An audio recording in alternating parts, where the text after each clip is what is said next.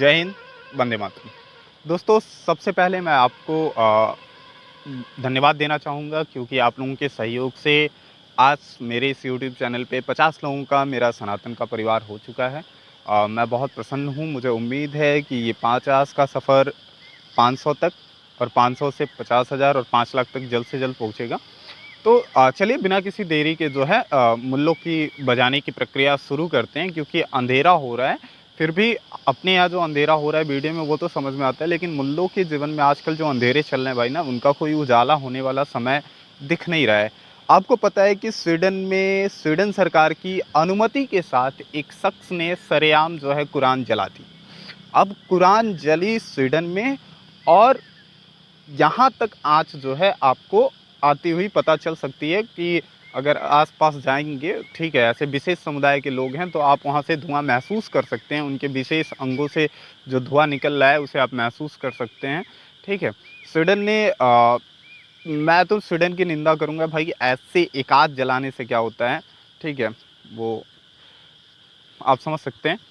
अब देखिए बात आती है कि एक मोहतरमा ट्विटर पे बैठ के ये मांग कर रही थी कि कुरान जो है मुसलमानों की आस्था का विषय है और ऐसा नहीं होना चाहिए। ये दुनिया भर के मुसलमान कुरान को सबसे अच्छी पुस्तक मानते हैं। हमारे लिए बहुत बड़ी आस्था का विषय है और इस पे भारत सरकार का को हस्तक्षेप करना चाहिए। तो दीदी, बात ऐसी है, मैं उन दीदी को बताना चाहूँगा, दीदी बात ऐसी है कि जब भारत में रह कर के, कुरान तो भारत का कोई धार्मिक ग्रंथ नहीं है।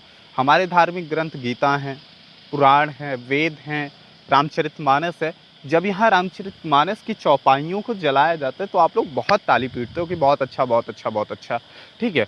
तो जब यहाँ जो भारत का धार्मिक ग्रंथ है उस पे जो है जब उसकी चौपाइयों को जलाया जाता है, उस पे आवाज़ उठाई जाती है, तब तो भारत सरकार हस्तक्षेप करती नहीं है। और आप चाहते हैं कि स्वीडन में जो है जलाए गए कुरान पे भारत सरकार हस्तक्षेप करे। दीदी, इतना दोगलापन कहाँ से लाते हो भाई आप लोग? खानदानी दोगले हो कि मतलब अभी नए नए बने हो, मुझे नहीं पता, लेकिन जो भी है आप लोग थोड़ा इसको देख लीजिए, ठीक है। भारत सरकार इसमें हस्तक्षेप क्यों करे? अरे भाई, आपके 57 इस्लामिक कंट्री हैं, कर दो हमला स्वीडन पे, जाके यूरोप में कर लो हमला, ठीक है। उखाड़ फेंको स्वीडन की सरकार को, कर लो कब्जा वहाँ, तुम्हारा तो इतिहास रहा है।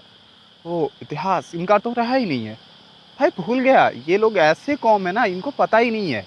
साले कहते हैं जंगजू कौम है, मुसलमान किसी से नहीं डरता। अरे तुम लोग वही लोग हो जिसने जो है ना तलवार के डल से सलवार पहन ली। अगर तुमने तलवार का तलवार के साथ सामना किया होता ना, तो आज तुम भी मेरी तरह जो है सनातनी होते, हिंदू होते और गर्व से दुनिया में सर ऊंचा करके चल रहे होते और लोगों से जय श्री राम, वंदे मातरम और जय हिंद कह सकते थे। लेकिन तुम्हारे बाप दादाओं के अंदर तो इतना कलेजा था नहीं, तुम जंगजू हो ही नहीं। तुम साले दुनिया के महा डरपोक लोग हो, जो ये बात सिद्ध करता है कि तुम्हारे अंदर कुछ है नहीं। तुम खाली पिपिया सकते हो, चिचिया सकते हो।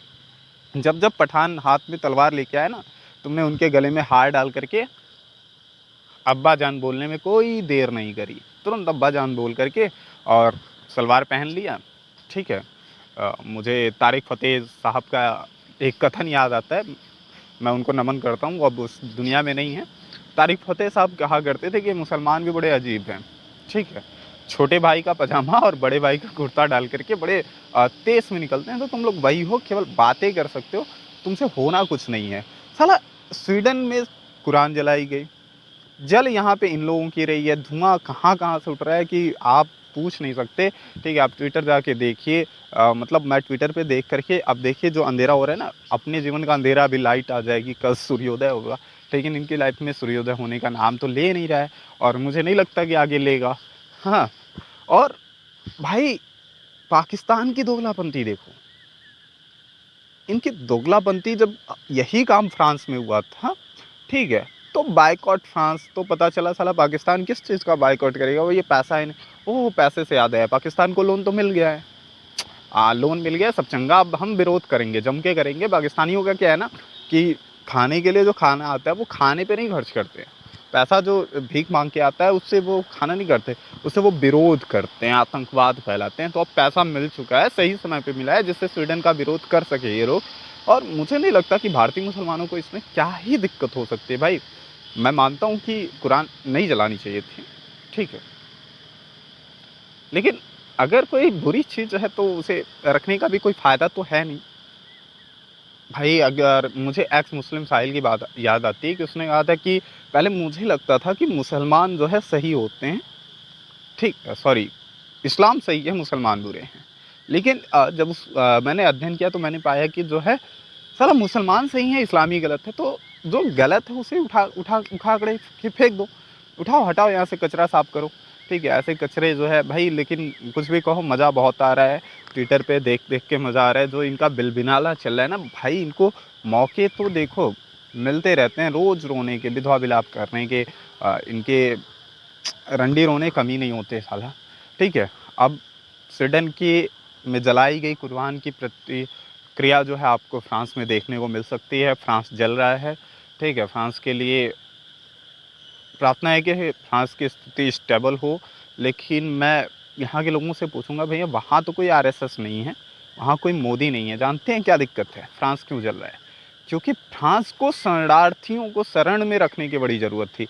फ्रांस शायद ये भूल चुका था कि ये वही शरणार्थी हैं जो शरण में आकर के आपकी अर्थी का इंतज़ाम करने में कोई कसर नहीं छोड़ते। और फ्रांस ने जो है वो गलती कर दी। यूरोप वालों को बड़ा वकालत करते रहते भाई शरणार्थियों की। अब भुगतो साला पूरा यूरोप भुगत रहा है।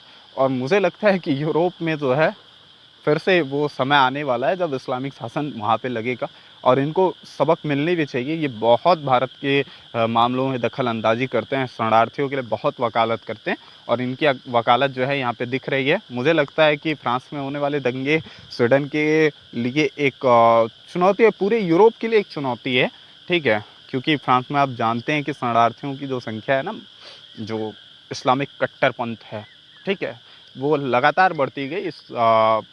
फ्रांस ने इस पे ध्यान नहीं दिया। फ्रांस को सस्ते लेबर के चक्कर में उन्होंने खुद की अर्थी का कब व्यवस्था कर ली, उनको स्वयं पता नहीं चला।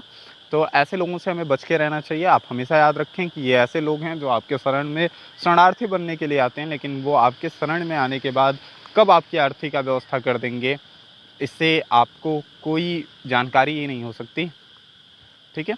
तो अभी आगे जो भी अपडेट होगा मैं आपको उस पर बताता रहूँगा, बात करता रहूँगा।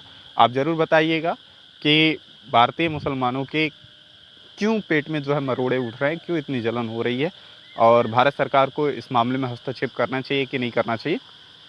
मिलते हैं अगले वीडियो में। अगर वीडियो पसंद आई हो तो चैनल को लाइक करें, सब्सक्राइब करें और अपने दोस्तों के साथ शेयर ज़रूर करें। जय श्री राम, जय हिंद, वंदे मातरम।